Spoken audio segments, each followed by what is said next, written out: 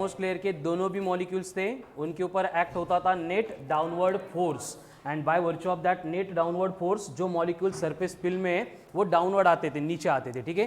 तो उनका vacant space fill करने के लिए क्या करना पड़ेगा, वर्क करना पड़ेगा। कौन करेगा वर्क, लिक्विड करेगा वर्क।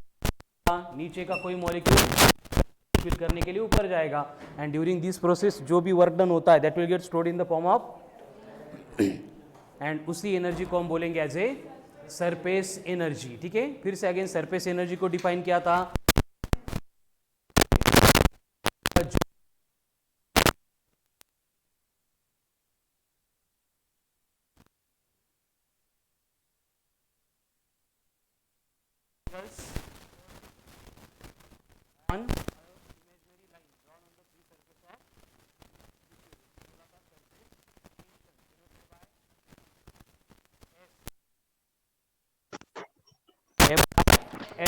का ऐसा यूनिट था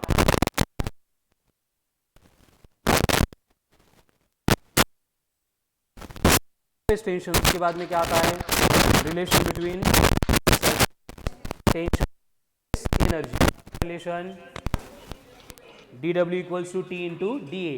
एंड कल पूरी वर्कशीट हमने सॉल्व की तो उसमें देखा था हर बार हमें मार रही है या फिर वहाँ पे सोप बबल है तो उस केस में क्या करना है, एरिया को डबल करना है, ठीक है। इतना कंफ्यूजन अगर क्लियर हुआ तो सारे क्वेश्चन सॉल्व होंगे based on dW equals to T into D A से, ठीक है। फिर उसके बाद में नेक्स्ट पॉइंट हमने देखा था that was angle of contact. क्या होता है एंगल ऑफ कॉन्टैक्ट, मतलब when liquid is in contact with solid क्या होता है, फिर tangent drawn to the free surface of liquid. तो जो एंगल बनता है with the solid measured inside the liquid उसको बोला जाएगा एंगल ऑफ कॉन्टैक्ट। उसकी 3 स्टैंडर्ड केस देखी थी, जैसे केरोसिन अगर है तो वहाँ पे एक्यूट, अगर मर्क्यूरी है तो, एंड अगर वाटर है तो। इसका मतलब अगर एंगल ऑफ कॉन्टैक्ट एक्यूट है तो हम बोलेंगे कि लिक्विड क्या कर रहा है, सॉलिड को कंप्लीटली वेट कर रहा है। अगर एंगल ऑफ कॉन्टैक्ट ऑब्ट्यूज है तो इसका मतलब क्या होगा, लिक्विड सॉलिड को वेट नहीं करता है, ठीक है। उसके बाद में आता है shape of liquid droplet, and shape of liquid droplet के लिए हमने देखा था क्या होता है, cos theta equals to T1 minus T2 upon T3, ठीक है। एंड उसके अकॉर्डिंग फिर से कोहेसिव एडिसिव फोर्सेस कैसे रहेंगे इसके ऊपर डिपेंड करेगा कि लिक्विड का ड्रॉपलेट कैसे बिहेव कर रहा है, ठीक है। एंड उसके बाद में आता है एक्सेस प्रेशर। क्या होता है एक्सेस प्रेशर, 2T/R। कहाँ पे, लिक्विड ड्रॉपलेट, लेकिन वही अगर सोप बबल है तो 4S, बट ठीक है 4S/R। एंड वही अगर soap bubble inside the water है तो QS, क्योंकि एयर की कांटेक्ट में एक ही लेयर आ रही है, ठीक है। एंड उसके बाद में आती है कैपिलरिटी। क्या होता है कैपिलरिटी मतलब, प्रणीत गुड मॉर्निंग, क्या होता है कैपिलरिटी मतलब, फेनोमेनन ऑफ राइज और fall of liquid level inside the capillary tube when it is deep inside the liquid. अब कैपिलरी ट्यूब मतलब क्या होता है, a glass tube having very fine bore, उसको बोला जाता है capillary tube. And capillarity case में हमने देखा था कि अगर लिक्विड का सरफेस कॉनकेव है इसका मतलब आउटसाइड प्रेशर इनसाइड से ज्यादा है, अगर वहां पे सरफेस कॉन्वेक्स है तो इसका मतलब इनसाइड प्रेशर आउटसाइड प्रेशर से ज्यादा है। एंड अगर फ्लैट है तो दोनों साइड में प्रेशर क्या है, इक्वल है, ठीक है। फिर उसके बाद में हमने कैपिलरिटी के लिए फॉर्मूला देखा था कि सरफेस टेंशन यानी S इक्वल्स टू क्या होता है, G rho upon 2 cos theta. फिर उसके ऊपर से H प्रोपोर्शनल टू R कैसे होता है, H proportional to 1 upon R, मतलब क्या रिलेशन है, इनवर्सली प्रोपोर्शनल है, ठीक है। एंड उससे रिलेटेड फिर दूसरी वर्कशीट का डिस्कशन हो गया था, ठीक है। घर पे आके चेक किया, फिर से हो गए क्लियर फिर सारे क्वेश्चंस, क्योंकि मंडे जो टेस्ट आएगी उसमें सरफेस टेंशन के क्वेश्चंस रहेंगे similar to that of both worksheets as well as अभी जो आगे डिस्कशन होगा उससे रिलेटेड भी रहेंगे, ठीक है। तो मैकेनिकल प्रॉपर्टीज ऑफ फ्लूइड से रिलेटेड हम आज नेक्स्ट पॉइंट डिस्कस करने वाले हैं, और नेक्स्ट पॉइंट है यहाँ पे दैट इज विस्कोसिटी। कौन सा पॉइंट है आज, विस्कोसिटी। मतलब देखो मैकेनिकल प्रॉपर्टीज ऑफ फ्लूइड्स हम डिस्कस कर रहे हैं तो उसमें से सरफेस टेंशन एक प्रॉपर्टी थी, एक प्रॉपर्टी रिलेटेड फिर सारे पॉइंट्स पे डिस्कस किए थे। अभी सिमिलर प्रॉपर्टी आ रही है दैट इज विस्कोसिटी, फिर विस्कोसिटी से रिलेटेड आगे के पॉइंट हम डिस्कस करेंगे। इसी तरह से हमें आर्किमिडीज भी पढ़ना है आगे, एंड आर्किमिडीज के बाद में बर्नौलीज आएगा, एंड बर्नौलीज में हम एक्चुअल फ्लूइड मैकेनिक जो है उसको डिस्कस करने वाले हैं, ठीक है। So write next reading viscosity. Viscosity, कितने लोगों ने सुना ये वर्ड विस्कोसिटी, ऐकले, सगळ्यांनी ऐकले बरोबर. मग फिजिक्समध्ये प्रत्येक कन्सेप्ट आपण ऐकलेलीच आहे, पण घोळ काय आहे माहीत नाही. ठीक आहे, असं का बरं होतं? ऐकले पण माहीत नाही. माहिती आहे viscosity. Very good Swapnil, stand up. What is viscosity?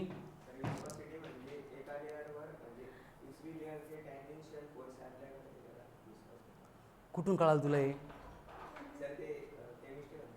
केमिस्ट्रीमध्ये आहे का विस्कोसिटी?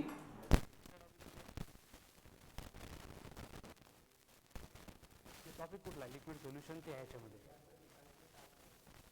Very good. ठीक आहे, बाकीच्यांना नव्हतं का मग हे? ठीक आहे, अजून कोणाला आयडिया आहे? लिक्विड सॉलिड असं ते.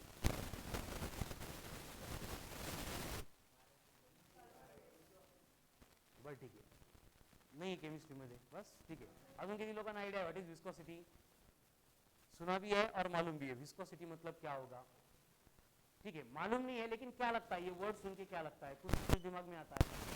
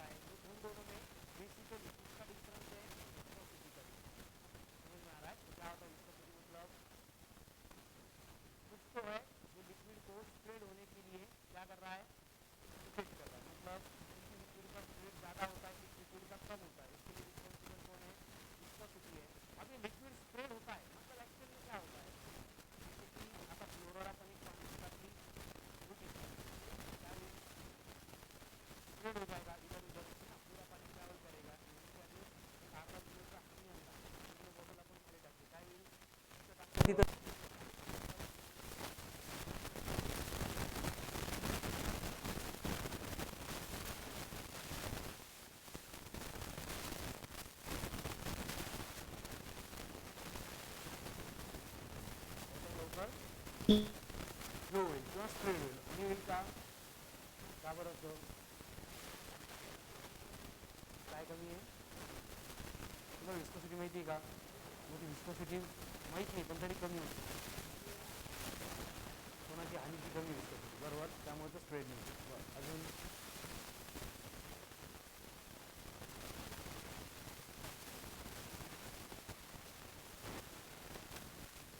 मास जास्त आहे म्हणून तो लवकर स्प्रेड होतो. बरं, अजून अर्धा किलो पाणी घेतलं आणि अर्धा किलो हनी घेतला, मग होईल का स्प्रेड? सिंपल मैंने विस्कोसिटी छोड़ दो, टॉपिक छोड़, जनरल डिस्कशन चलता है. ठीक है, पानी का 1 किलो है एंड हनी का 1 किलो है, दोनों को हमने क्या किया, फ्लोर पे स्प्रेड कर दिया. कौन ज़्यादा स्प्रेड होगा? वाटर. हनी होगा क्या? नेग्लिजिबल होगा. ठीक है, एज कम्पेयर टू वाटर. ऐसा क्यों? क्या लगता है आपको? ठीक असतो. Very good. Intermolecular force. इस टॉपिक में कहीं पे भी कुछ भी हो रहा है उसके लिए रिस्पॉन्सिबल कौन है? Intermolecular force. कैसे बेटा? आंसर बरोबर. Intermolecular forces are responsible. But कैसे? पाण्यामध्ये कमी असतो आणि हनीमध्ये जास्त असतो.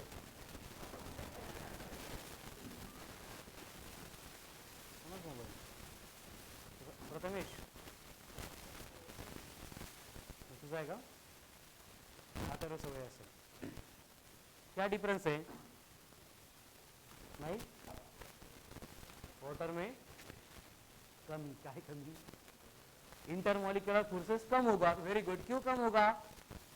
इंटरमॉलिक्यूलर फोर्सेस मतलब क्या? Force of attraction between molecules. अब क्या हो रहा है कि डेंसिटी ऑफ द मर्क्यूरी ज़्यादा है. डेंसिटी ज़्यादा है मतलब मर्क्यूरी का मास ज़्यादा है. मास ज़्यादा है मतलब मर्क्यूरी के मॉलिक्यूल जीवन वॉल्यूम में ज़्यादा है.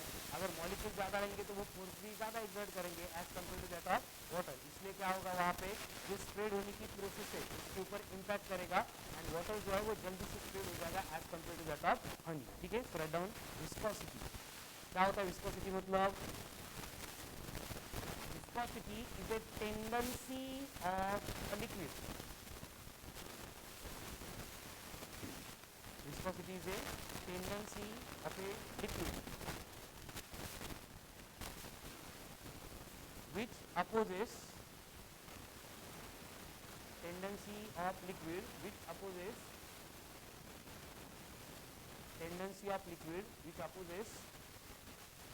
oppose करती है relative motion which opposes relative motion between different layers of fluid.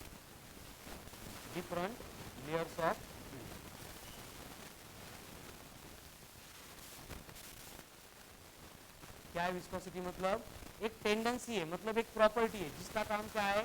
Oppose करना। किसको अपोज करना? मोशन को नहीं। किसको अपोज करना? रिलेटिव मोशन को। अब मोशन में एंड रिलेटिव मोशन में क्या डिफरेंस होता है? मोशन मतलब वो इंडिपेंडेंट है, किसी के ऊपर डिपेंड नहीं कर रही। रिलेटिव मोशन मतलब हमें एडजेसेंट लेयर जो है, मतलब नीचे की लेयर ऊपर की लेयर, इनको रिलेट करना पड़ेगा। उनके कंपैरिजन में जो मोशन चल रही है उस मोशन को अपोज करने वाली जो फ्लूइड की टेंडेंसी होती है उसको हम बोलेंगे एज ए विस्कोसिटी। तो क्या है विस्कोसिटी? मतलब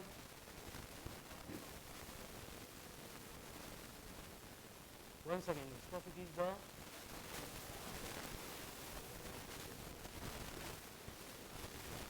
समझ में आएगा वाटर क्यों स्प्रेड होगा और हनी क्यों स्प्रेड नहीं होगा? क्योंकि वाटर के केस में ये जो विस्कोसिटी होगी नेग्लिजिबल होगी, हनी के केस में क्या होगा? विस्कोसिटी ज़्यादा होगी। विस्कोसिटी ज़्यादा मतलब क्या? रिलेटिव मोशन को होने वाला अपोज ज़्यादा। अभी लिक्विड स्प्रेड कैसे होता है, फ्लूइड स्प्रेड कैसे होता है? जैसे कि फॉर एग्जांपल ये फ्लोर है एंड ये फ्लोर के ऊपर हमने लिक्विड ड्रॉपलेट रख दिया, तो क्या होता है? सबसे पहले एक लेयर आती है जो फ्लोर के या फिर सरफेस के कॉन्टेक्ट में आती है एंड ये लेयर हमेशा से रेस्ट में होती है। कहाँ पे होती है? रेस्ट में होती है। ठीक है, इसका पानी पढ़ लो, इसमें पानी हो जाता था, तो पढ़ लो तो ना फ्लोर हुआ। ठीक है, मतलब वो क्या होती है? रेस्ट में होती है। उसके बाद में जो ऊपर की लेयर आ रही है, ये जो ऊपर की लेयर है ये नीचे की लेयर की कंपैरिजन में क्या करेगी? मूव होने का ट्राई करेगी। उसके बाद में और एक ऊपर जो लेयर आ रही है वो भी क्या करेगी? इसके कंपैरिजन में आगे जाने का ट्राई करेगी। इसके ऊपर जो लेयर आ रही है वो भी फिर से क्या करेगी? इसके आगे जाने का ट्राई करेगी। मतलब हर एक layer with respect to neighbouring या फिर ऊपर नीचे की जो भी लेयर होगी उसके रिलेशन में क्या कर रही है? मोशन परफॉर्म कर रही है। एंड इस रिलेटिव मोशन को अपोज करने वाली जो भी फ्लूइड की टेंडेंसी है उसको हम बोलते हैं as a viscosity.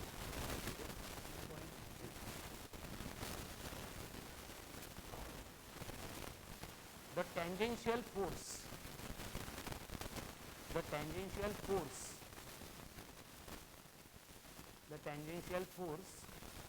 opposes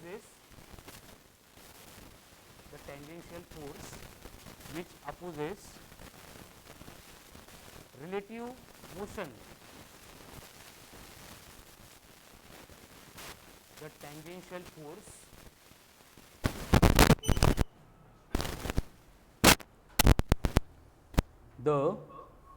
the tangential force which opposes relative motion between adjacent layers of fluid.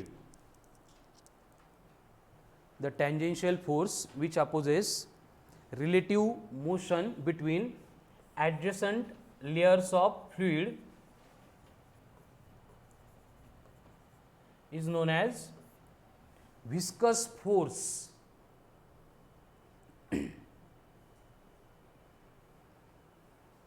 तो विस्कोसिटी इस टेंडेंसी को रिप्रेजेंट करने वाला जो फोर्स है वो क्या बनेगा? Viscous force. एंड ये विस्कस फोर्स ऑलवेज कहाँ पे एक्ट होता है? टेंजेंशियल एक्ट होता है। कहाँ पे एक्ट होता है? टेंजेंशियल। और इसका काम क्या होगा? अपोज करना। Very good. किसको अपोज करना? रिलेटिव मोशन को। इसका मतलब क्या हो रहा है कि जैसे हमने ये लिक्विड इस फ्लोर के ऊपर डालने के बाद लिक्विड की लेयर आगे मूव करने का ट्राई कर रही है, तो उस केस में इन दोनों लेयर के बिटवीन का जो भी फोर्स होगा जिसको हमने अभी विस्कस फोर्स बोला है ये अपोजिट डायरेक्शन में एक्ट होगा।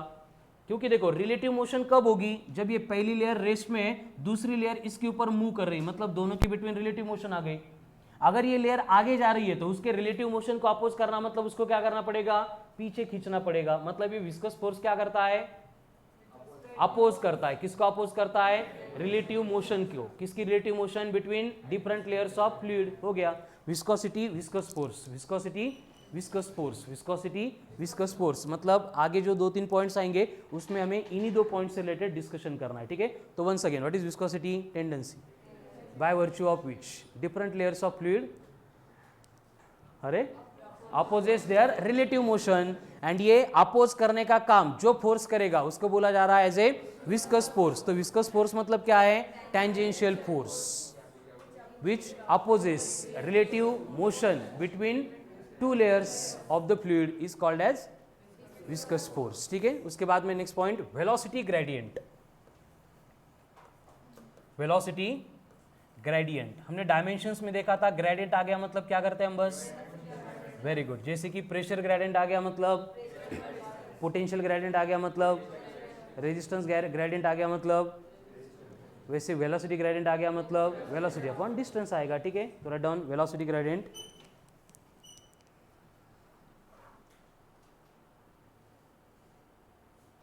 Change in velocity,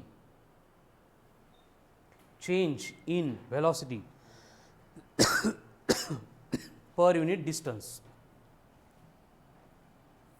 change in velocity per unit distance, change in velocity per unit distance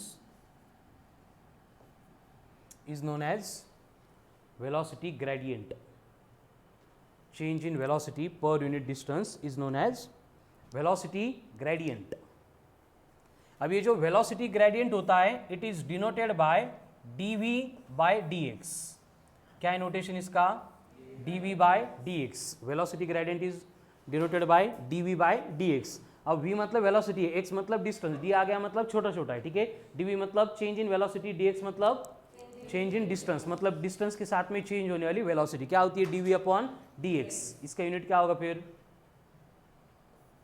yes, unit of velocity gradient is सिर्फ पर सेकंड। क्या वेलोसिटी का क्या है? Metre per second into 1 upon distance है, metre metre cancel, तो इसका unit क्या होगा? पर सेकंड। अगर यूनिट पर सेकंड है तो डायमेंशंस क्या बनेंगे? सिर्फ t-1।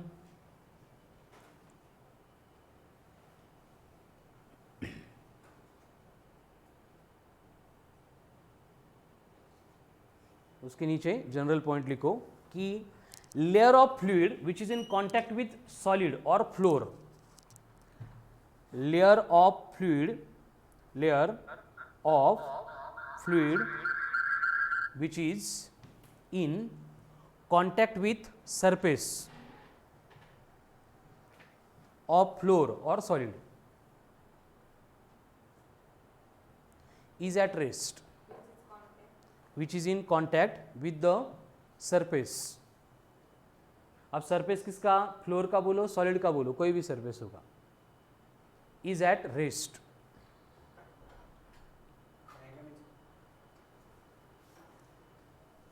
and as we move away from the surface, and as we move away from the surface,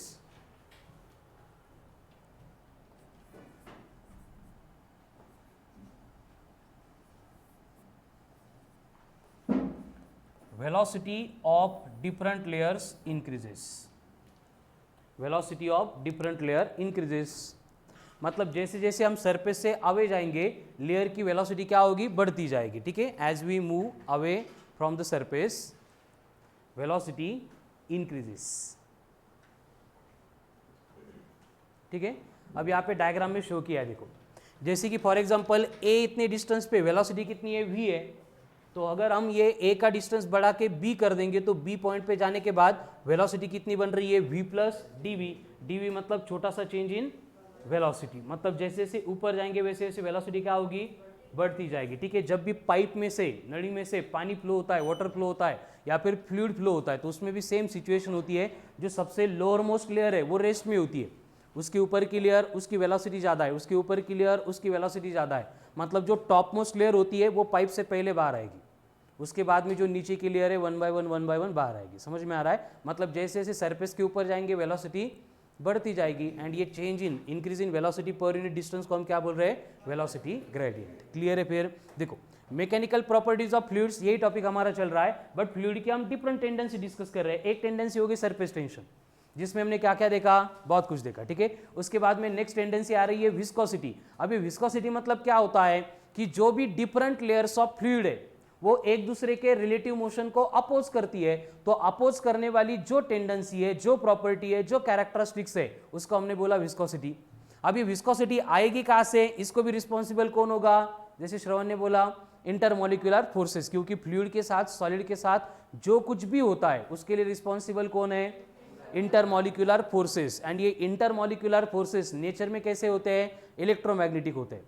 मतलब नेचर में 4 फंडामेंटल फोर्सेस है। फर्स्ट वन ग्रेविटेशनल फोर्स, दूसरा स्ट्रॉन्ग न्यूक्लियर फोर्स, दूसरा इलेक्ट्रोमैग्नेटिक फोर्स, तीसरा strong nuclear force, and fourth one weak nuclear force.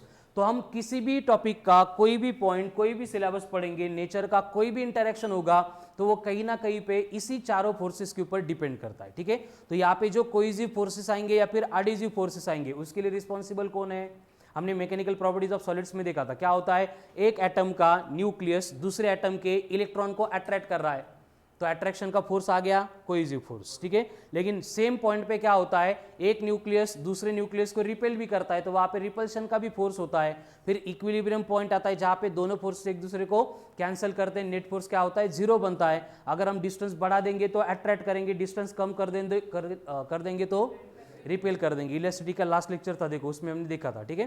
तो उसी तरह से यहाँ पे भी जो विस्कोसिटी वाली टेंडेंसी, उसको रिप्रेजेंट कौन कर रहा है, इंटरमोलिकुलर फोर्सेस। मतलब कौन, जो चार्ज की मोशन की वजह से फोर्सेस रहेंगे इन बिटवीन मॉलिक्यूल्स, जिसको हम बोलते हैं इलेक्ट्रोमैग्नेटिक फोर्सेस, वही फोर्सेस रिस्पॉन्सिबल है ये विस्कोसिटी वाली टेंडेंसी को, ठीक है। Kalyani stand up. क्या है विस्कोसिटी मतलब, इन जनरल फ्लुइड बोलता बोलता मी लिक्विड जरी म्हटलो तरी स्पेसिफिकली ये ॲप्लिकेबल आहे for liquid as well as gases, इसलिए उसको फ्लुइड बोलो, ठीक है।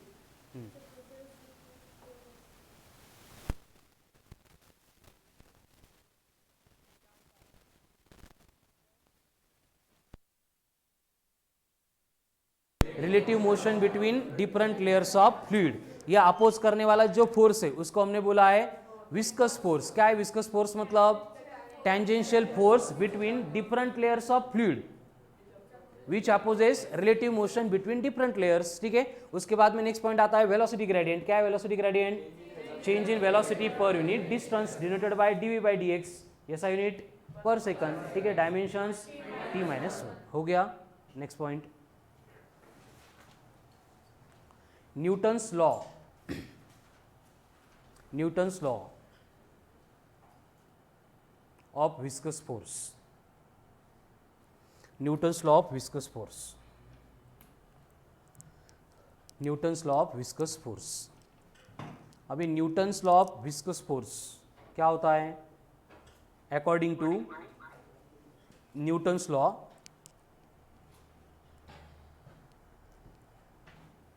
according to Newton's law, the viscous force Fv is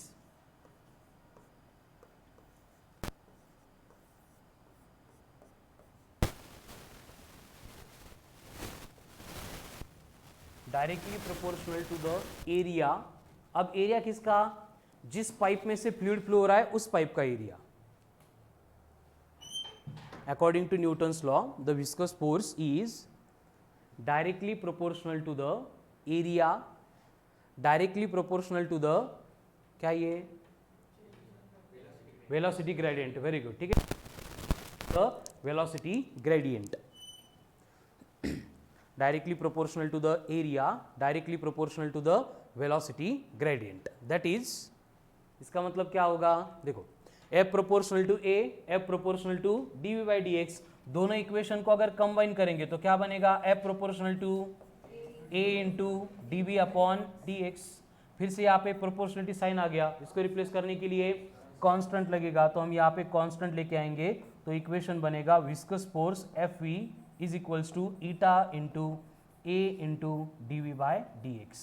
अब ईटा मालूम है आपको, modulus of rigidity, very good, eta is the modulus of rigidity।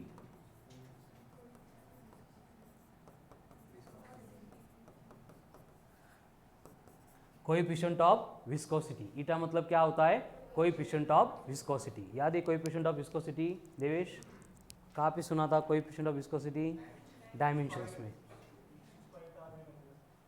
6 pi eta are we, very good, वो फॉर्मूला यूज करके हमने डायमेंशंस कैलकुलेट की थी, ठीक है। तो यहाँ पे एफ वी इक्वल्स टू क्या आ रहा है, eta into A into D we by D X, where A is the area, eta is the D we by D X velocity gradient, and ये फॉर्मूला क्या है, न्यूटन्स लॉ ऑफ विस्कोसिटी, जो हमें viscous force calculate करने के लिए help करेगा। तो viscous force according to Newton's law is given by, अरे eta into A into D we by D x, eta into A into D we by D x, eta into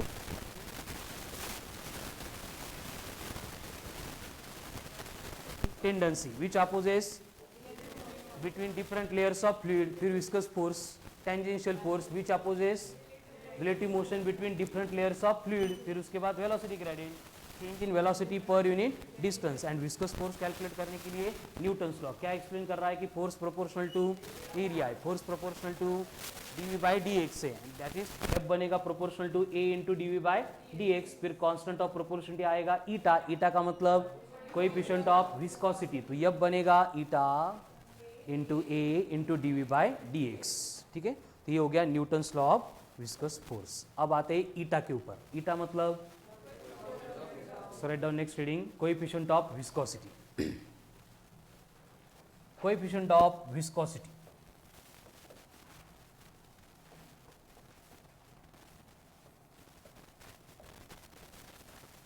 अब इस equation से हम इसको define करेंगे, eta equals to F v upon A into D we by D x. कैसे define करेंगे, coefficient of viscosity is defined as viscous force per unit area per unit velocity gradient, right down, coefficient of viscosity is defined as, coefficient of viscosity is defined as viscous force per unit area, viscous force per unit area per unit velocity gradient, per unit velocity gradient denoted by eta, eta equals to क्या है, f upon a into dv by dx, eta equals to f upon a into dv by dx। अब इसका ऐसा unit चाहिए,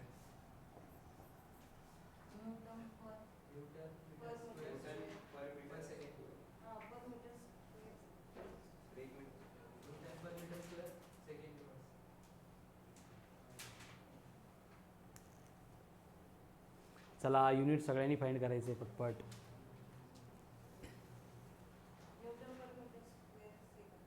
second कुठे, numerator की denominator,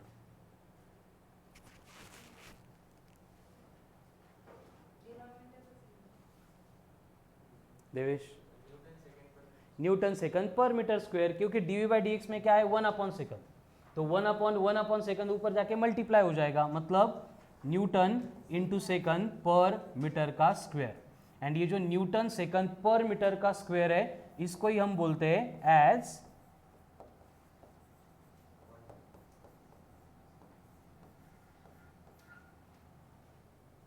पॉइसिली, क्या बोलते हैं, पॉइसिली। तो ये ऐसा यूनिट हो गया किसका, विस्कोसिटी का। In general Newton second per metre square है, बट कहीं पे अगर पॉइसिली मतलब पीएल दिख गया तो वो भी क्या है, ऐसा यूनिट है किसका, विस्कोसिटी का कोएफिशिएंट ऑफ विस्कोसिटी का, ठीक है। अभी न्यूटन मतलब क्या होता है, न्यूटन मतलब क्या होता है, KG metre per second square, तो ये बनेगा KG metre upon second square into second per metre का स्क्वायर, तो 1 मीटर 1 मीटर, 1 सेकंड कट हो गया, तो क्या बनेगा सेम यूनिट केजी पर मीटर पर सेकंड। तो कोएफिशिएंट ऑफ विस्कोसिटी यूनिट क्या है, Newton second per metre square, उसी को हम क्या बोलते हैं, पॉइसिली मतलब पीएल, एंड वही क्या बन रहा है केजी पर मीटर पर सेकंड, यानी डायमेंशंस क्या बनेंगे फिर L-1 m1 t-1, L-1 m1 t-1, ये हो गए dimensions for coefficient of viscosity. Harshvardhan, coefficient of viscosity का यूनिट क्या है?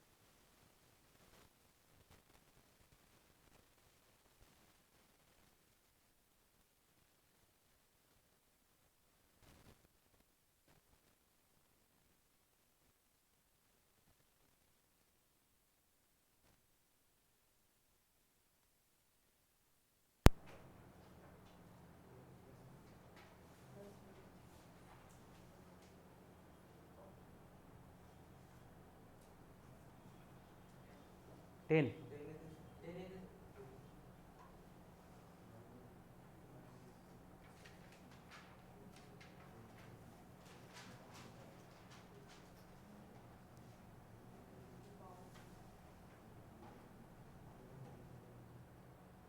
स्वप्नीलचं 10⁹ आलं तुमचं 10 एवढा डिफरन्स असतो का? शंतनू 10⁻1 म्हणजेच 10 कितना आता है 10 ठीक है। 1 newton second per metre square equals to कितना होता है 10 पॉइंट्स। कैसे आ गया शुभम? 1 न्यूटन इक्वल टू कितने डाइन +5, दोनों सिस्टम में सेकंड सेम है। 1 मीटर मतलब कितने सेंटीमीटर +2, उसका कर रहे स्क्वायर तो क्या होगा +4, ऊपर आके बनेगा ये +5 ये -4 मतलब 10 की पावर 1 यानी 10। ठीक है, ये हो गया SI एंड CGS यूनिट किसका? कोएफिशिएंट ऑफ विस्कोसिटी का। स्वप्निल ते 9 कुठून आणले बेटा?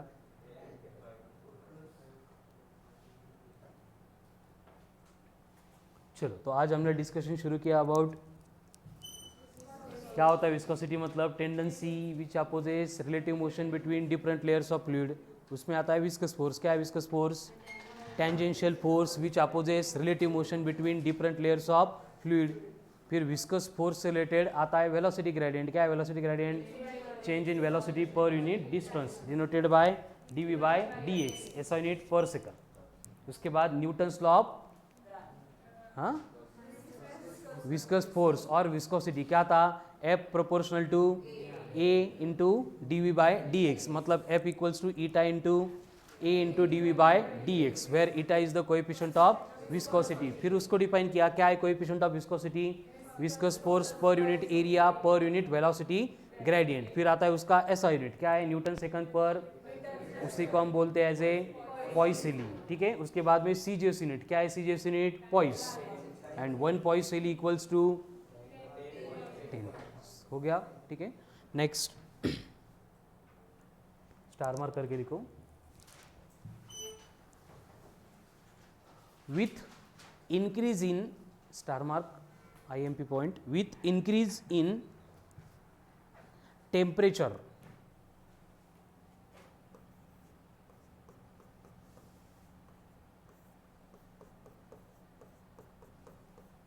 with increase in temperature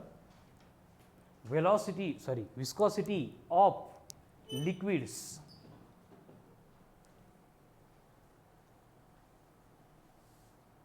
decreases। ऐसा क्यों होगा? क्योंकि टेम्परेचर के बढ़ने से जो कोइजिव फोर्सेस होते हैं, आईएमएफ फोर्सेस होते हैं, वो क्या होंगे, डिक्रीज होंगे। एंड विस्कोसिटी क्यों इंड्यूस हो रही है, बिकॉज ऑफ कोइजिव फोर्सेस। तो विस्कोसिटी भी क्या होती है, डिक्रीज होती है। एंड डिक्रीज होने के लिए ये रिलेशन होता है eta at any temperature T equals to eta at 0 degree Celsius upon 1 plus alpha into T plus beta into T square, where T temperature, जिस टेम्परेचर पे हमें विस्कोसिटी कैलकुलेट करनी है। Alpha and beta are the constant, वो universal नहीं है इसलिए उनकी कोई वैल्यू नहीं होगी। वैल्यू नहीं होगी मतलब ऐसे लिख के नहीं दे सकते, क्योंकि क्वेश्चन में अगर ये आ गया तो डिफरेंट लिक्विड्स के लिए अल्फा एंड बीटा दिया जाता है, बट हमें 10+2 में इस रिलेटेड कोई न्यूमेरिकल सॉल्व नहीं करने, बस थ्योरेटिकल रिलेशन के लिए याद रखना है, ठीक है। Viscosity of liquid decreases with increase in temperature and relation क्या है, eta at any temperature T equals to eta at 0 upon 1 plus alpha T plus beta into T square. उसमें अल्फा बीटा कांस्टेंट, टी का मतलब eta 0 मतलब viscosity at 0 degree Celsius, eta T at any temperature T. Next point, in case of gases,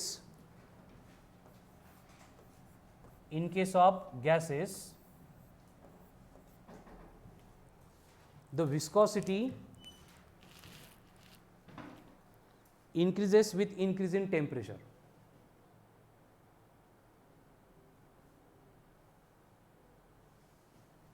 Which is given by eta proportional to root of t. Gases के लिए क्या होता है, eta proportional to root of t, where t का मतलब temperature, eta coefficient of viscosity, ठीक है। तो ये टेम्परेचर डिपेंडेंसी हो गई। लिक्विड के केस में क्या हो रहा है, टेम्परेचर के साथ डिक्रीज हो रहा है, बट गैसेस में क्या हो रहा है, टेम्परेचर के साथ में इंक्रीज हो रहा है, वाढ तो है। क्यों, क्योंकि यहाँ पे डायरेक्टली प्रोपोर्शनल आ गया, ठीक है। Next, except water viscosity of liquid, except water, viscosity of liquid decreases, viscosity of water decreases with increase in pressure.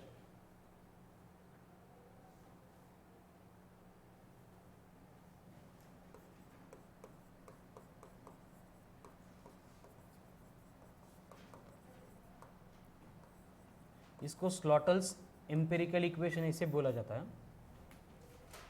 ये विस्कोसिटी का रिलेशन जो था टेम्परेचर का, स्लॉटल्स एम्पिरिकल इक्वेशन। क्या लिख रहे point, except water viscosity of liquid decreases with increase in pressure, ठीक है। तो वाटर के केस में क्या होता होगा, प्रेशर के साथ विस्कोसिटी बढ़ती है, ठीक है। And for gases, next point, for gases viscosity is practically independent of pressure. Gases में क्या होता है, विस्कोसिटी जो है वो प्रेशर के ऊपर डिपेंड नहीं करती है, ठीक है, मतलब इंडिपेंडेंट है।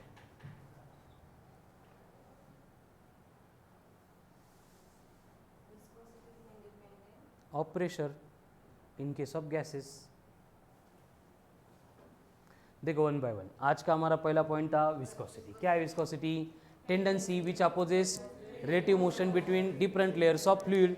और इसको करने वाला कौन है, विस्कस फोर्स। क्या होता है viscous force, tangential force which opposes motion between different layers of fluid. इसको कैलकुलेट करने के लिए पहले पढ़ा वेलोसिटी ग्रेडिएंट। क्या होता है velocity gradient, change in velocity per unit distance denoted bye v by dx पर सेकंड, डायमेंशंस t-1।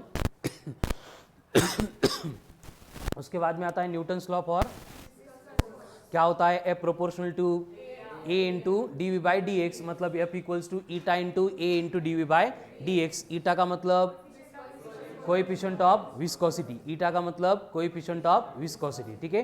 तो उसका आता है SI यूनिट, पहले कोएफिशिएंट ऑफ विस्कोसिटी का Newton second per metre square, उसी को हम क्या बोल रहे हैं, पॉइसिलीज, मतलब PL।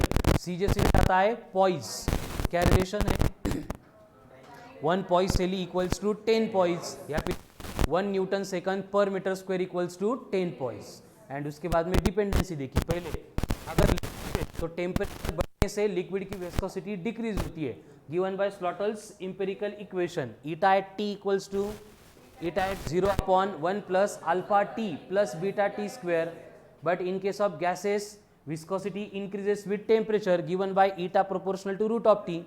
फिर से variation with pressure except water, viscosity of liquids क्या होती है, डिक्रीज होती है with increase in pressure, and gases की केस में इंडिपेंडेंट ऑफ प्रेशर है. ठीक है, next point, Stokes law. Stokes law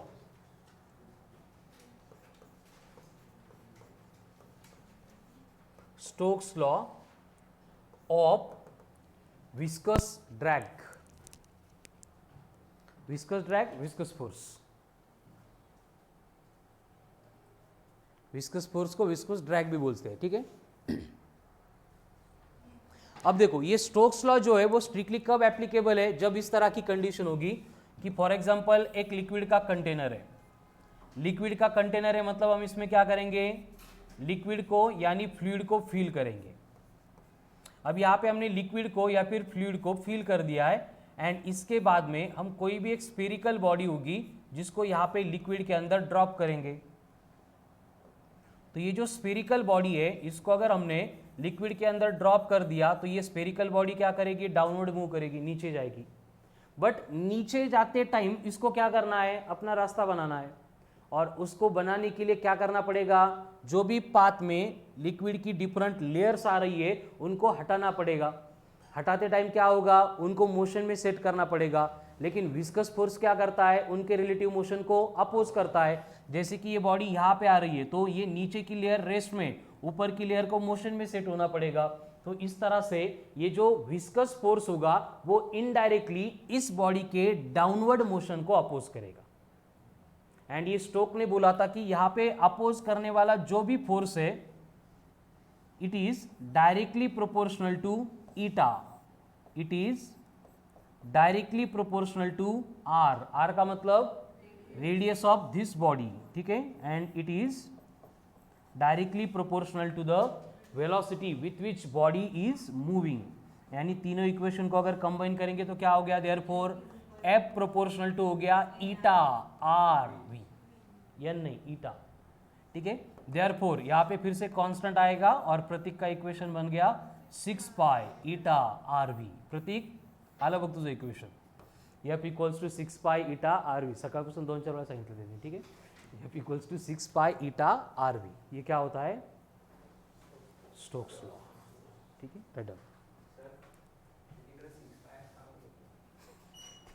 constant of proportionality असताना बेटा, कॉन्स्टंट ऑफ प्रोपोर्शनिटी असताना ते आपण काय करतो, हे एक्सपेरिमेंट लॅबमध्ये बसून परफॉर्म करतो रिपीटेडली, आणि मग तिथं जो नंबर सॅटिस्फाय करतो बोथ साइड्स तो आपण कॉन्स्टंट ऑफ प्रोपोर्शनिटी घेतो. जसं न्यूटनचा लॉ ऑफ ग्रॅविटेशन काय होता, F proportional to m1 m2 upon R square. फिर वहाँ पे एक कॉन्स्टेंट है जो यूनिवर्सली कहीं पे जाएंगे तो वही वैल्यू सेटिस्फाई कर रही है. कितना था, मग तिथं आपण 6.67 इंटू 10 to the power -11च का घेतो, मग इथं पण 6 पाई का घेतो, कॉन्स्टंट है. क्या लिखा स्टोक्स लॉ में, कहीच नहीं ना. ठीक है, right down. When a spherical body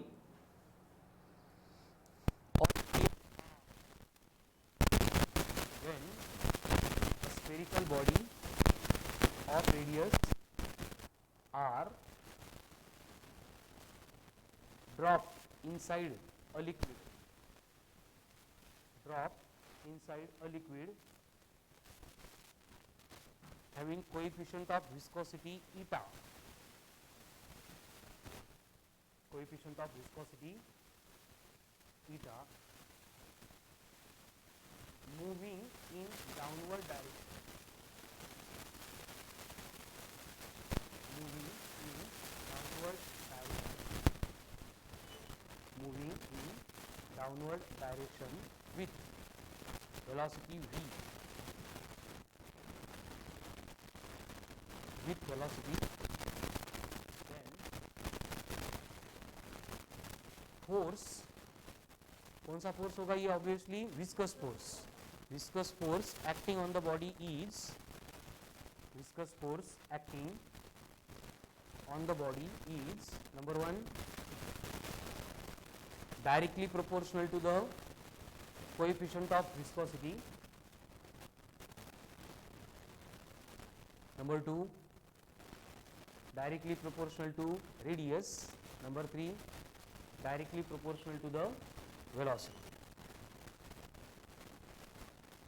that is f proportional to eta, f proportional to r, f proportional to v, मतलब f बनेगा proportional to eta r v, therefore f बनेगा equals to 6 pi eta r v, f equals to 6 pi eta r v.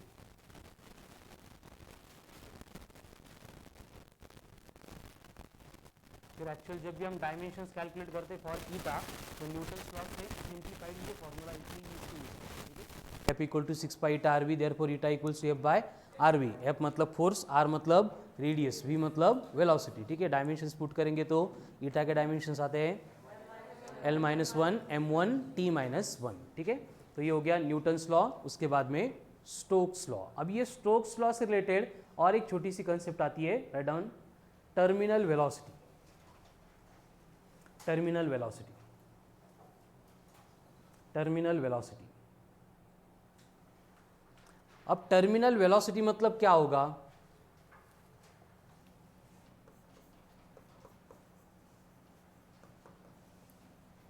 Terminal velocity क्या होगा? Terminal velocity मतलब and की velocity, है ना।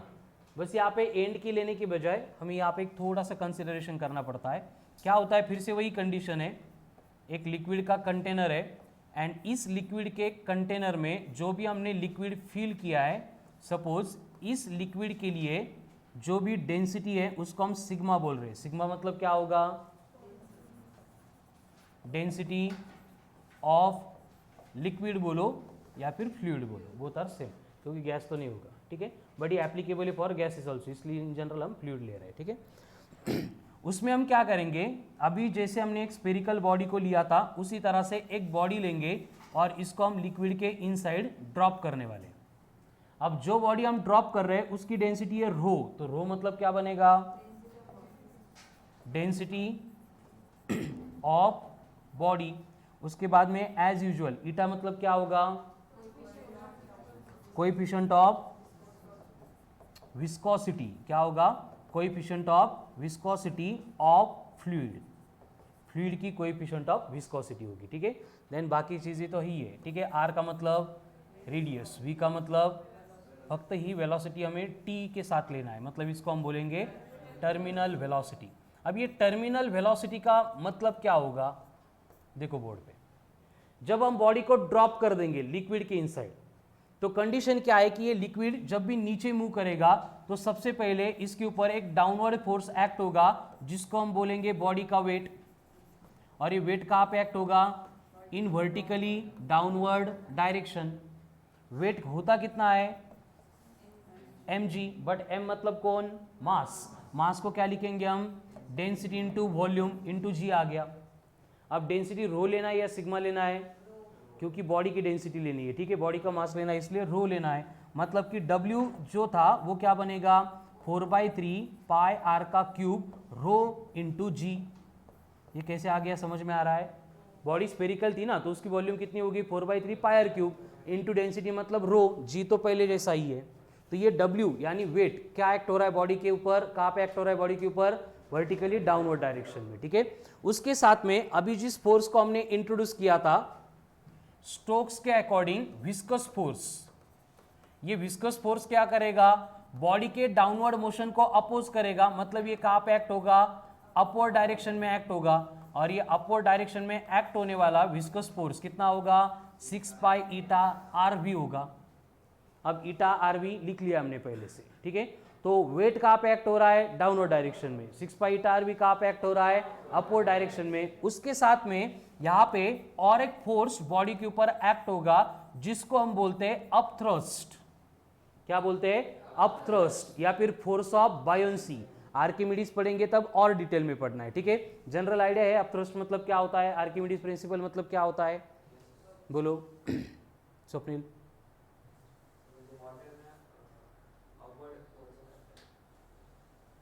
बर तेजस अपवर्ड डाऊनवर्ड फोर्स एकमेकांना कॅन्सल करतात. बर अजून देवेश.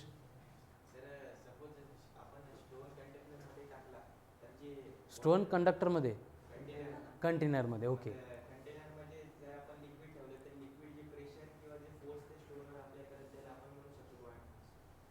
बर शंतनू. शुभम.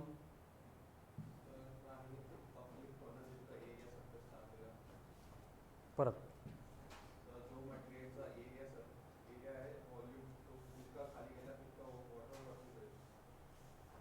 बर अजून राम. खुशी. साक्षी. हर्षवर्धन. Archimedes principal.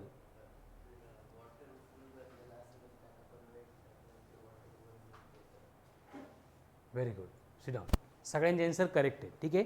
फक्त आपल्याला इथं काय पॉइंट पाहिजे कि आर्किमिडीज प्रिंसिपल के अकॉर्डिंग जब भी कोई बॉडी हम लिक्विड में ड्रॉप करते हैं, जब भी कोई बॉडी हम लिक्विड में ड्रॉप करते हैं तो लिक्विड उस बॉडी के ऊपर अपवर्ड डायरेक्शन में फोर्स एक्सर्ट करता है. अपवर्ड डायरेक्शन में इसलिए अप, फोर्स है इसलिए थ्रस्ट, इसलिए बना अप थ्रस्ट. समझ में आ रहा है. और ये अप थ्रस्ट कितना होता है, ये अप थ्रस्ट होता है equal to weight of displaced fluid. कितना होता है, equal to weight of displaced fluid. मतलब बॉडी को ड्रॉप करने के बाद कितना फ्लूइड डिस्प्लेस किया है उतना ही का फोर्स बॉडी के ऊपर. समझ में आ रहा है. जैसे फॉर एग्जांपल मेरे हाथ में एक पिन है, एज्यूम करते हैं इसका मास 100 ग्राम है और इसकी जगह पे मैं एक स्टोन लूंगा इतना सा, वो भी 100 ग्राम का होगा. तो किस केस में वाटर ज्यादा डिस्प्लेस होगा. नेमके कशावरून सांगितलं तुम्ही स्टोन असं. दोनों का मास सेम लिया है ना मैंने, वो भी 100 ग्राम है ये भी 100 ग्राम है. तो दोनों को अगर हमने लिक्विड में वाटर में ड्रॉप कर दिया तो किस केस में फ्लूइड ज़्यादा डिस्प्लेस होगा. समझ में आ रहा है. क्यों, क्योंकि इसकी वॉल्यूम ज़्यादा है. इसका मतलब पेन के ऊपर एंड स्टोन के ऊपर किसके ऊपर ज़्यादा फोर्स एक्ट होगा, पेन के ऊपर. समझ में आ रहा है. इसके लिए जिस बॉडी की वॉल्यूम ज़्यादा होती है उसकी डेंसिटी कम होती है एंड जिसकी डेंसिटी कम होती है वो लिक्विड के ऊपर फ्लोट करती है. समझ में आ रहा है. तो फ्लोटिंग के लिए ये रीजन होता है. तो उस तरह से यहाँ पे भी अप थ्रस्ट एक्ट होगा. अब देखो स्फेरिकल बॉडी कितना फ्लूइड डिस्प्लेस करेगी, जितनी उसकी वॉल्यूम है उतना ही डिस्प्लेस करेगी. तो हमें वॉल्यूम लेते टाइम सेम लेनी है 4/3 पाई आर का क्यूब. फक्त डेंसिटी किसकी लेंगे, लिक्विड की लेंगे. यही एक पार्ट डिफरेंट है अप थ्रस्ट. मतलब देखो वेट लिया था बॉडी का, तब बॉडी की डेंसिटी रो, लेकिन अभी अप थ्रस्ट कौन एक्सर्ट कर रहा है, लिक्विड, इसलिए डेंसिटी किसकी लेनी पड़ी, लिक्विड की. समझ में आ रहा है. तो कोई बॉडी अगर हम इस तरह से लिक्विड के कंटेनर में ड्रॉप करेंगे तो उस बॉडी के ऊपर सबसे पहले उसका वेट एक्ट होता है वर्टिकली डाउनवर्ड डायरेक्शन में. एंड इसको बैलेंस करने के लिए दो फोर्सेस आते हैं. पहला viscous force 6 pi eta RV and दूसरा अप थ्रस्ट. तो ये दोनों फोर्सेस वेट को बैलेंस करने का ट्राई करते हैं. तो जिस कंडीशन मतलब जिस पोजीशन पे ये दोनों फोर्सेस इक्वल हो जाएंगे बॉडी के ऊपर एक्ट होने वाला नेट फोर्स 0 बनेगा. अगर नेट फोर्स 0 हो गया मतलब एक्सेलरेशन कितना होगा, 0 होगा. एक्सेलरेशन 0 हो गया मतलब बॉडी क्या करेगी, यूनिफॉर्म वेलोसिटी से ट्रैवल करेगी. एंड इस यूनिफॉर्म वेलोसिटी को बोला जाता है एज टर्मिनल वेलोसिटी. समझ में आ रहा है. फिर कुछ नहीं लिखा था ना टर्मिनल वेलोसिटी के बाद में, लिखो फिर अब टर्मिनल वेलोसिटी.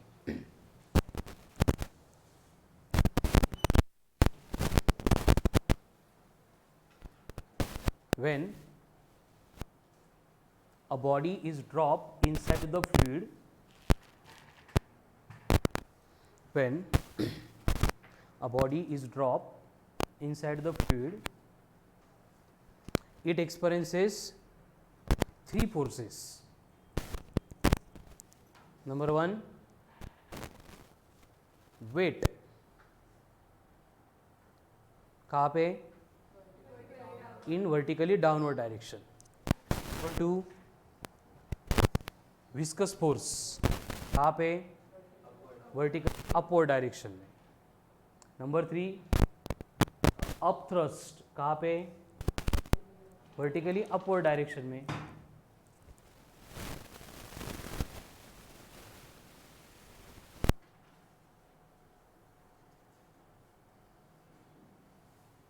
Therefore,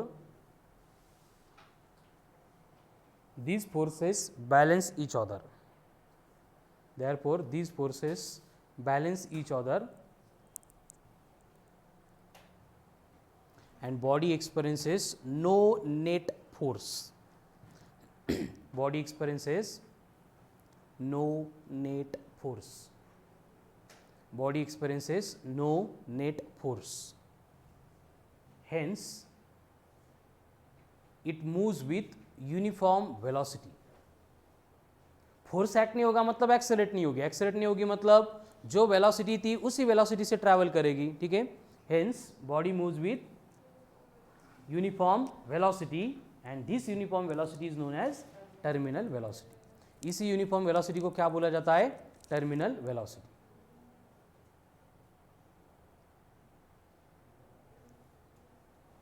clear. अब देखो थोड़ी इक्वेशंस के एडजस्टमेंट करेंगे। ये तो मालूम है इक्वेशंस कहाँ से आए थे, कैसे आए थे। अभी जो लिखा है हमने उसके अकॉर्डिंग कंडीशन इस तरह से बन रही है कि जो भी वेट था डाउनवर्ड डायरेक्शन में एक्ट हो रहा था, अब उसको बैलेंस करने के लिए एक अप थ्रस्ट है एंड उसके साथ कौन है, दूसरा विस्कस फोर्स है। तो इनकी वैल्यूज अगर इस इक्वेशन में पुट करेंगे, वेट कितना था 4/3 पाई आर का cube rho into g, upthrust कितना था 4/3 पाई आर का cube sigma into g, plus viscous force कितना है 6 pi eta r into v t, t का मतलब टर्मिनल वेलोसिटी। तो इसमें हमें रिक्वायरमेंट किसकी है, टर्मिनल वेलोसिटी की। इसके लिए इस टर्म को पहले इधर भेज देंगे तो क्या होगा 6 pi eta are v is equals to, अभी इधर आके ये माइनस बनने वाला है तो दोनों में से 4/3 pi are cube common, bracket में क्या बचा रो माइनस सिग्मा इंटू जी। क्या क्या इस स्टेप में समझ में आ रहा है, ये प्लस वाली टर्म इधर आके माइनस हो गई तो यहाँ पे भी 4/3 पाई आर क्यूब जी, यहाँ पे भी 4/3 pi are cube ji common लिया तो ब्रैकेट में क्या बचा रो माइनस सिग्मा। क्लियर यहाँ तक। फिर पाई पाई एक आर और कुछ होगा कैंसल, तो V टर्मिनल इक्वल्स टू क्या आएगा 4/3 था, 6 इधर आके मल्टीप्लाई बनेगा 4/18 होगा, 4/18 मतलब 2/9, 2/9 r square g in bracket rho minus sigma upon, ये हो गया expression for terminal velocity. 2/9 r square g in bracket rho minus sigma upon eta, 2/9 r square g rho minus sigma upon eta, 2/9 r square g in bracket rho minus sigma upon eta, r g rho किसकी body की, sigma eta coefficient of viscosity. तो इसके ऊपर से हमें यहाँ पे मालूम है कि अगर रो सिग्मा से बड़ा होगा यानी क्या, बॉडी की डेंसिटी अगर लिक्विड की डेंसिटी से ज्यादा है तो बॉडी कहाँ पे मूव करेगी, डाउनवर्ड डायरेक्शन में विथ यूनिफॉर्म वेलोसिटी। अगर यहाँ पे रो लेस देन सिग्मा है, वेलोसिटी के साथ में कहाँ पे ट्रैवल करेगी, अपवर्ड डायरेक्शन में, but rho equals to sigma आ गया, फिर क्या होगा, बॉडी जहाँ पे वहीं पे फ्लोट करेगी, ठीक है ना, नीचे जाएगी ना ऊपर आएगी, ठीक है। चलो यहाँ तक हो गया था लिख के, ये हो गया था नहीं, राइट डाउन।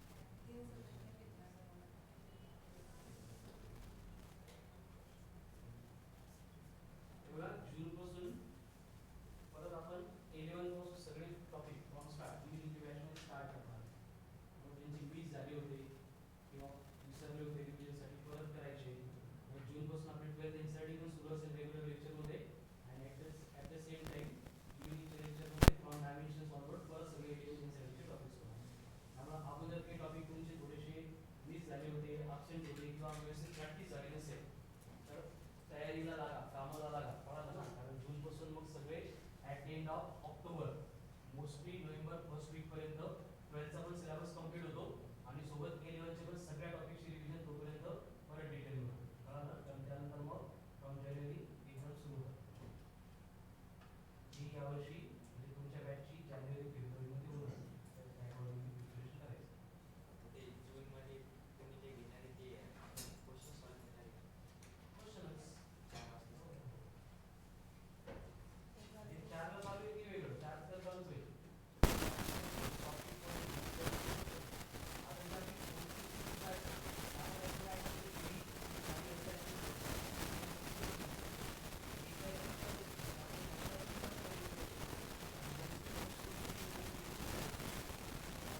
जेवायला ती बॅच मॅन्डेटरी आणि नीटवाल्यांनी काय यायचं आहे ते नुकसान केलं, लॉस नाही ना आपलं त्याच्यामध्ये. चांगले लेवलचे क्वेश्चन्स केले म्हणून काहीतरी ब्रेनचा पार्ट एखादा विनाकारण खराब होणार आहे असं काही नाही. ठीक आहे, रिव्हिजन होते. बघा 3 दिवस जे आले त्यांचा ग्रॅव्हिटेशन जो गॅप पडला होता त्यानिमित्तानं मॉडेल रीड करून झालं, फॉर्म्युले रिवाइज करून झाले.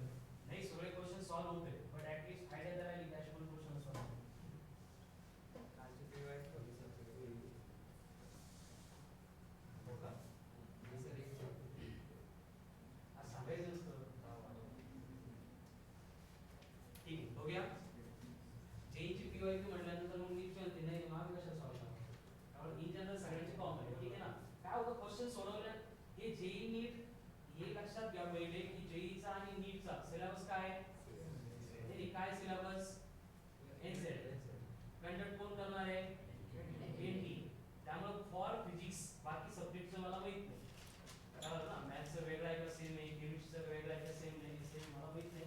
बट फॉर फिजिक्स जो सिलेबस आहे for JEE as well as NEET it is same, कळलं ना? सिलेबस मध्ये काही डिफरन्स होत नाही बट काही पॉइंट्स असे आहेत सिलेबस मध्ये की ज्यांच्यामध्ये नीट रिलेटेड मतलब मेडिकल रिलेटेड ऍप्लिकेशन्सच नाहीये, नेग्लिजिबल आहे. म्हणून त्या रिलेटेड क्वेश्चन्स येण्याची प्रोबॅबिलिटी कमी असते. म्हणून त्यामध्ये तो पार्ट नीटच्या क्वेश्चन मध्ये आपण कन्सिडर करत नाही, कळलं ना? आणि तो जेईला असतो. बट नीटला तो डिरेक्टच डायरेक्ट क्वेश्चन येणारच नाही असं नाहीये, म्हणून आपण तो नीट वाल्याला स्किप करत नाही. जसं आरसी सर्किट असतील, A11 चे सगळे कॉमन आहे. 12th मध्ये काही टॉपिक्स मध्ये येतात, एलआर सर्किट असेल, एक्स रेज असतील, असे काही पॉइंट्स आहेत की जे नीटला त्यावर क्वेश्चन येत नाही म्हणून नीटच्या बॅचला ते इम्पॉर्टंट नसतात. बट आपण ते स्किप कुठल्याच बॅचला करतो, कळलं ना? त्यामुळे नीट आणि जेई हे डोक्यातून काढून टाका. सेपरेट बॅच असेल मग काहीतरी वेगळं होत असेल, कळलं ना? सिलेबस सेम आहे त्यामुळे वेगळं ते शिकवणार. बॅच जरी डिफरंट असली जेईची तरी तिथे येऊन मी काही डायमेन्शन्स वेगळ्या उर्दूमध्ये शिकवणार आहे का? कन्वर्ट के डायमेन्शन्स पडेल सिलेबस वर्नियर कॅलिपर मग दाखवायचं म्हणजे शिकवायचं. ठीक आहे, नीट वाल्यांचं वर्नियर कॅलिपर गोल असतं आणि जे वाल्यांचं आडवं असतं, असं काही आहे का? एव्हरीथिंग विल बी सेम, काही डिफरन्स नाही. आणि उलट काही 4-5 वर्षांपूर्वी असं होतं की instrument related practical physics related जे क्वेश्चन्स नीट मध्ये नव्हते ते पण आता इन्क्लूड झाले, कळलं ना? त्यामुळं सिलेबस मध्ये किंवा जे आपण वर्कशीट डिस्कस करतोय याच्यामध्ये खूप काही डिफरन्स नाही, फक्त एक्झामचा पॅटर्न डिफरंट आहे, त्या अकॉर्डिंग आपण एक्झाम कंडक्ट करतो, कळलं? आणि ज्या वर्षी डिफरंट आहे त्या जेई वाल्यांना मॅन्डेटरी आहे आणि नीट वाल्यांना पण आपण कंपल्सरी देतोच त्या, कळलं? त्यामुळे नीट वाल्याचं काही लॉस त्याच्यामध्ये नाही. त्यामुळे जर कुठून हे डोक्यात येत असेल की नाही नाही बॅच वेगळी असल्यानंतर काहीतरी वेगळं होतं वगैरे, ठीक आहे, तर तसं काही फिजिक्सच्या रिलेटेड नाही. वगैरे इतके टर्मिनल व्हेलोसिटी स्लाइड आहे का? बघा आजचे किती सोपे सोपे पॉइंट्स होते. काय होतं सबसे पहिले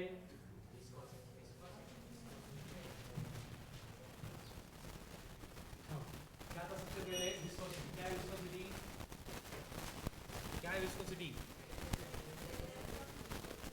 टेंडेंसी ऑफ